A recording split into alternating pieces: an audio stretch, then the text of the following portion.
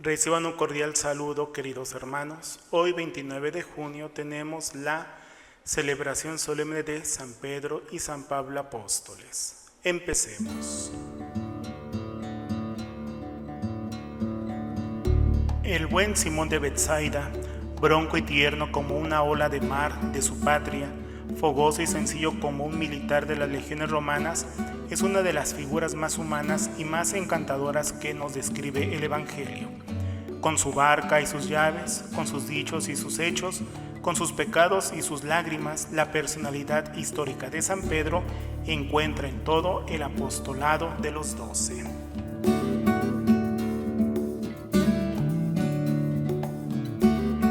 No se sabe con exactitud cuándo nació, pero sabemos que es originario de Betsaida, una aldea campesina y marinera en la ribera del lago de Tiberíades, donde vivía con su esposa, dedicado a la pesca. Su nombre de pila es Simón, y fue el mismo Señor Jesús quien, en su primer encuentro, le impuso el nombre de Kefas, es decir, Pedro. El evangelista San Juan nos narra este momento. Andrés se encuentra primero con su hermano Simón y le dice: hemos encontrado al Mesías. Lo llevó ante Jesús y éste, mirándolo, dijo: tú eres Simón, hijo de Juan, tú te llamarás Kefas.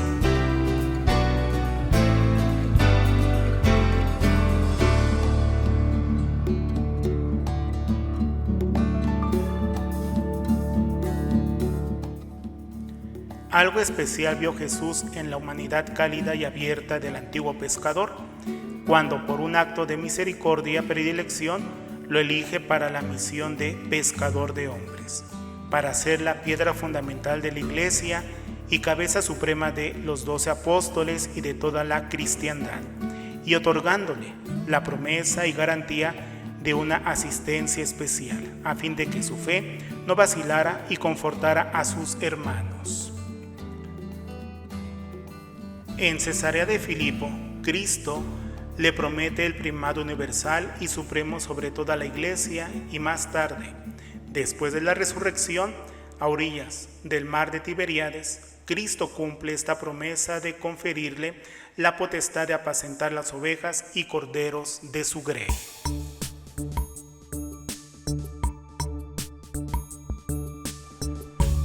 Fue San Pedro quien anatematiza al primer hereje, Simón el Mago.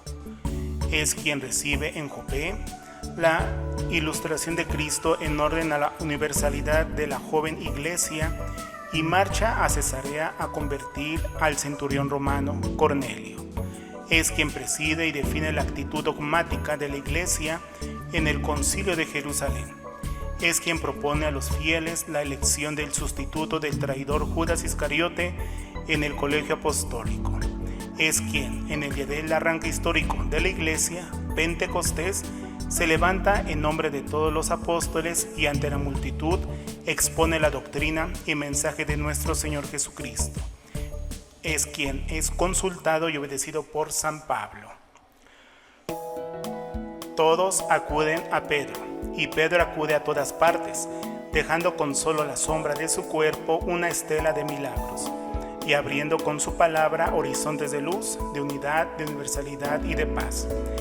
Esta posición e influencia de San Pedro, dentro y fuera de la Iglesia, fue el origen de su encarcelamiento en Jerusalén y de su sentencia de muerte dada por Herodes Agripa, el nieto de aquel Herodes quien es degollador de los niños inocentes y sobrino de Herodes Antipas, el asesino de Juan el Bautista.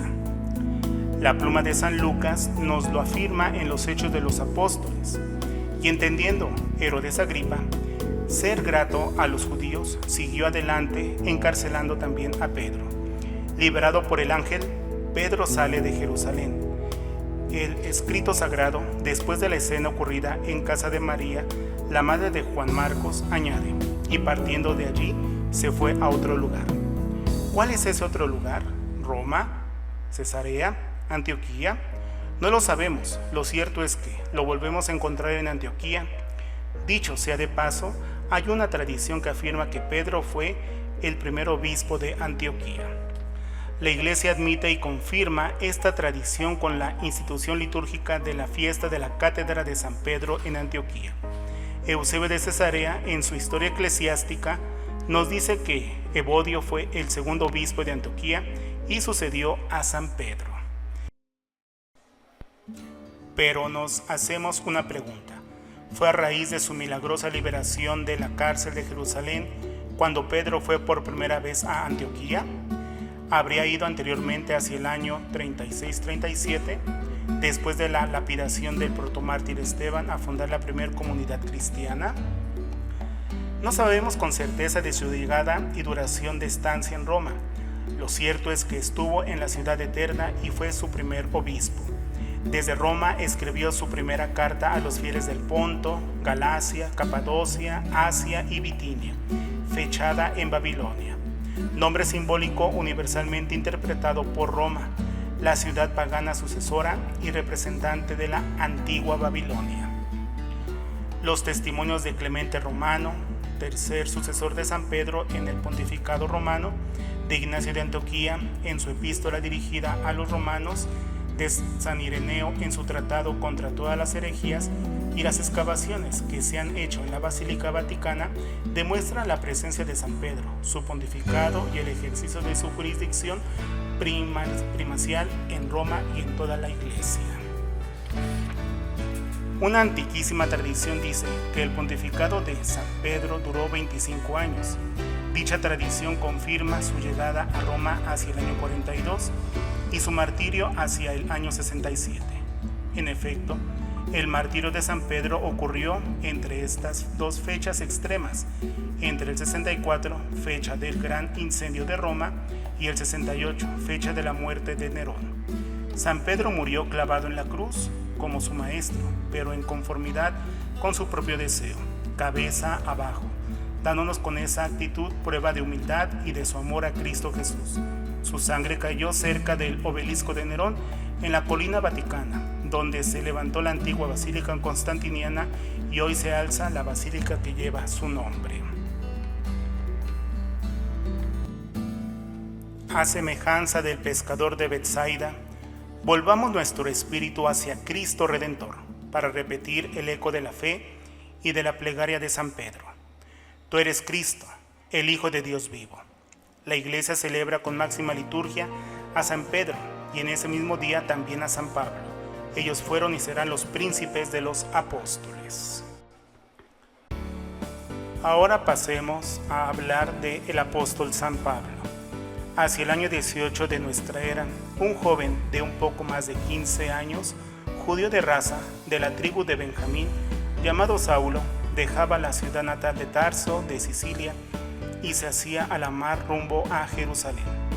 Saulo era súbdito del gran imperio, tenía el derecho de ciudadanía por nacimiento y sabía acogerse a las prerrogativas que este título le confería. Tenía un amigo griego, quien se expresaba en esta lengua, que era la que se hablaba en Tarso. Estaba acostumbrado a oír fragmentos de los poetas helénicos, a hablar de las competiciones atléticas en el estadio y a contemplar el esplendor externo y la belleza de formas de aquella ciudad deslumbrante.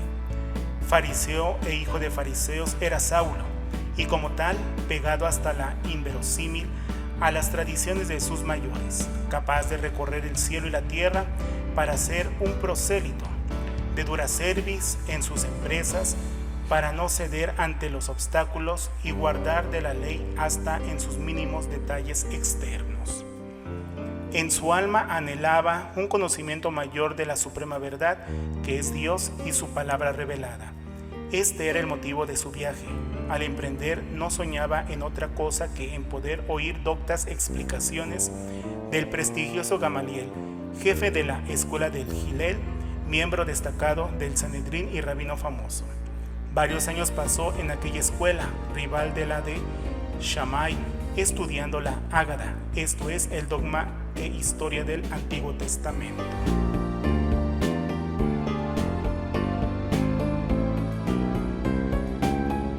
No se sabe a punto fijo qué hizo o a dónde fue Saulo terminando los estudios en Jerusalén.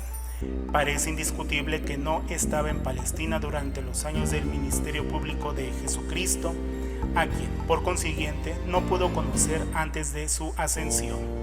Pero sí sabemos que, cuando tenía 30 años de edad, Saulo regresó a la ciudad santa, como un fariseo exaltado al rojo vivo. Un día, estando en la sinagoga de los de Sicilia, cuando oyó que el diácono Esteban, después de un discurso a su juicio indignante, terminaba llamando a los judíos duros de cerviz e incircuncisos de corazón, y proclamando Mesías a un crucificado, herido por el escándalo de la cruz, cerró sus puños, lleno de rabia, y rechinó los dientes contra él, con los demás fariseos asistentes. Que el diácono Esteban moría apedreado, Saulo animaba a los verdugos y custodiaba sus vestiduras. A partir de aquel momento, respirando amenaza de muerte contra los cristianos, se dedicaba a buscarlos en sus propias casas para hacerlos encarcelar. Con todo, los días de aquel ofuscado fariseo que vivía en el alma de Saulo y la tiranizaba estaban contados. Camino a Damasco, iba a morir ahogado por una impetuosa catarata de gracia divina. Y al morir el fariseo, nacería para la iglesia y la historia el gran apóstol de los gentiles. El libro de los Hechos de los Apóstoles nos narra su conversión. Sucedió que yendo de camino, cuando estaba cerca de Damasco, de repente lo rodeó una luz venida del cielo. Cayó en tierra y oyó una voz que le decía: Saulo, Saulo, ¿por qué me persigues? Él respondió: ¿Quién eres, Señor? Y él: Yo soy Jesús, a quien tú persigues. Pero levántate, entra en la ciudad y se te dirá lo que tienes que hacer. Saulo se levantó del suelo y, aunque tenía los ojos abiertos, no veía nada. Lo llevaron de la mano y le hicieron entrar en Damasco.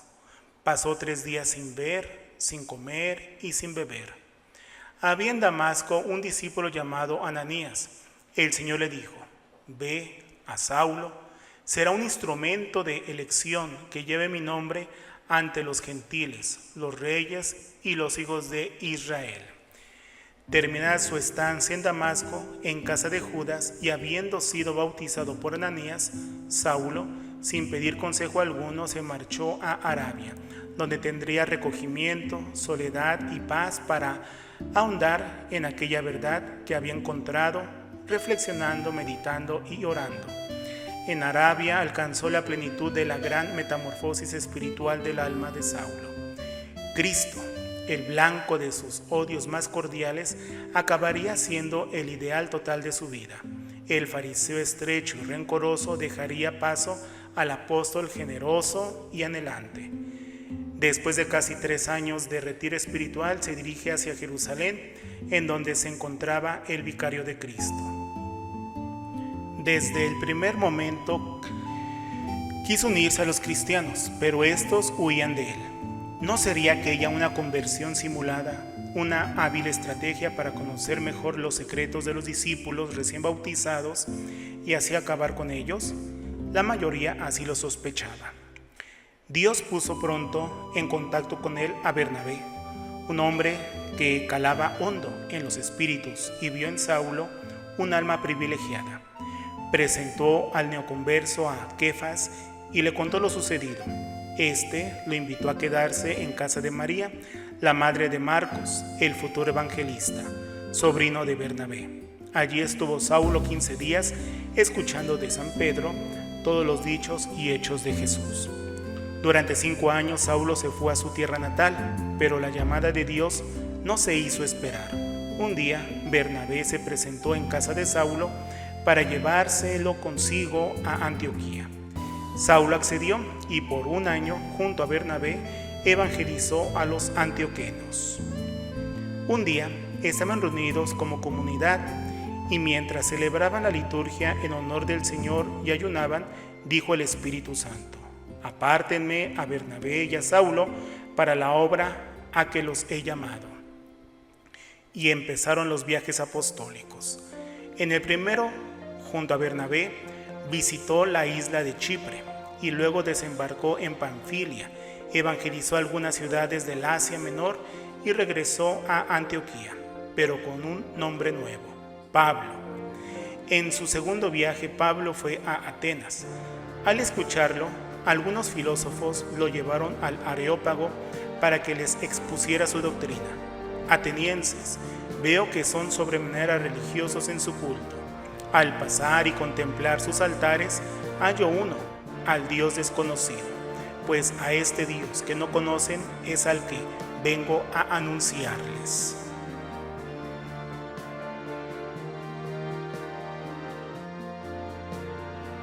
En su tercer viaje misionero, adoctrina en Grecia y Macedonia.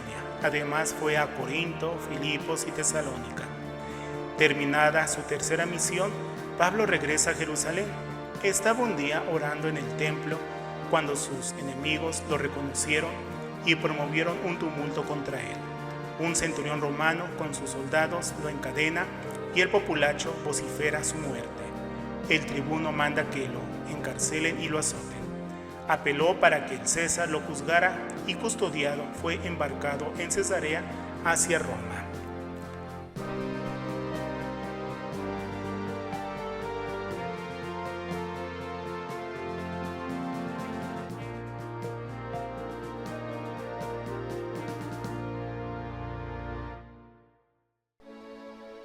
En Roma permitieron a Pablo morar en casa propia con un soldado que lo custodiaba. Entretanto fallaba su causa, facilidad que el apóstol aprovechó para evangelizar y escribir 6 de sus epístolas. La mitad fueron escritas en Roma. Por fin se dictó sentencia. Pablo quedó libre para poder realizar otro sueño dorado de su vida, llegar a España y predicar allí a Cristo resucitado. Es un argumento pétreo de este hecho histórico. El año 67, estando en Roma, encadenado por la causa del Señor, la vida de San Pablo llega a su ocaso. Aquel sediento de la verdad, aquel apóstol insaciable, aquel tejedor de tiendas, aquel griego sutil, aquel ciudadano romano, caía al filo de la espada junto al tercer miliario de la vía Ostiense. San Pablo escribe: he combatido el buen combate, he terminado mi carrera, he guardado mi fe, he recibido la corona de la justicia que aquel día me entregará el Señor, el justo juez.